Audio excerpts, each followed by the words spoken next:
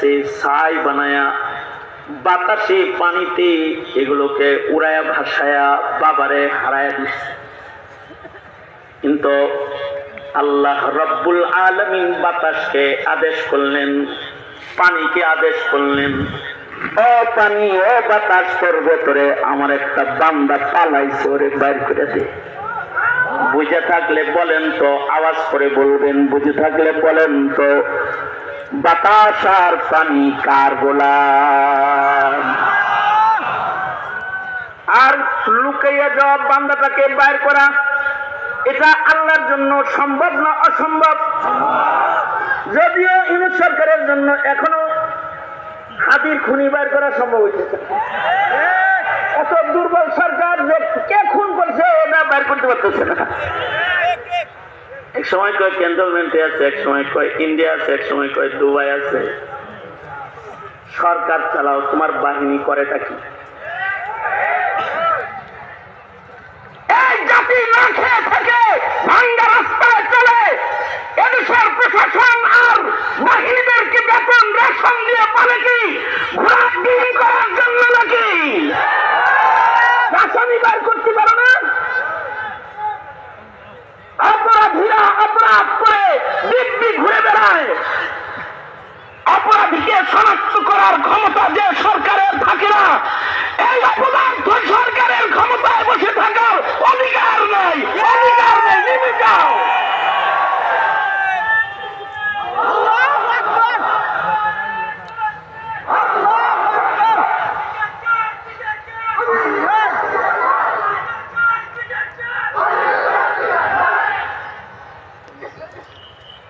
সরকারকে যেরকম এই সরকার, যেরকম আল্লাহ সরকার, সেরকম সরকার না যে পালাবে আর বের করতে পারবে না। দুনিয়ার সরকারের আড়াল হয়ে আর এক শক্তিশালী সরকারের জুতার নিচে দেয়া নিজেকে বাঁচান যায়।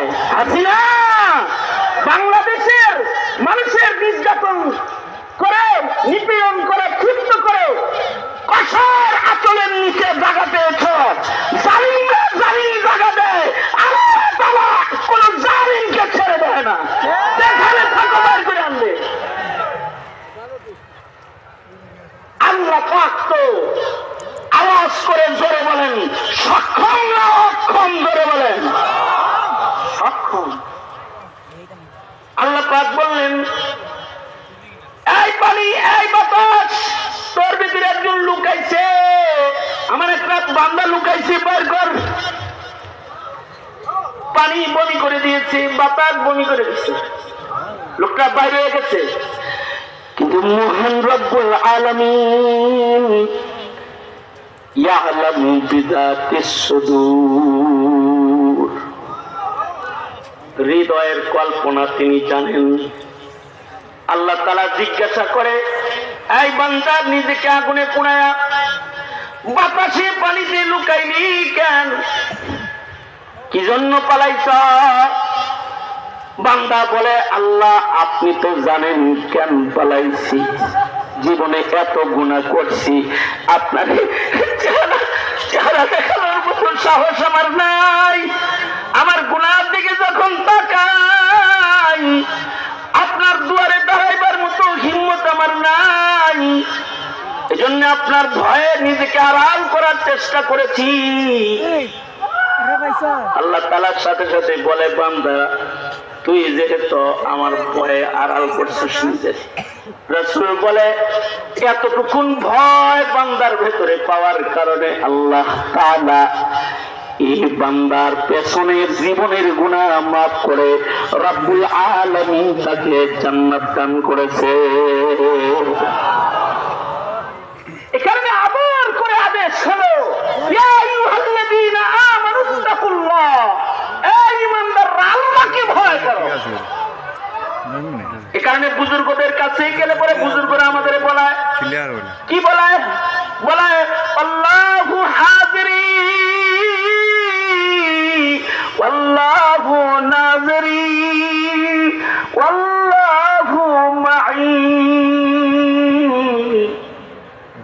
এখানে কেউ নাই, কিন্তু একজন আছে, আল্লাহ।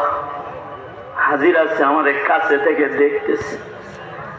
আমার বন্ধ দরজা, বন্ধ জানালা, অন্ধকার ঘর, আমি এ ঘরের মধ্যে কি করি কেউ দেখে না। একজন দেখে, তিনি কে? আল্লাহু নাযিরি।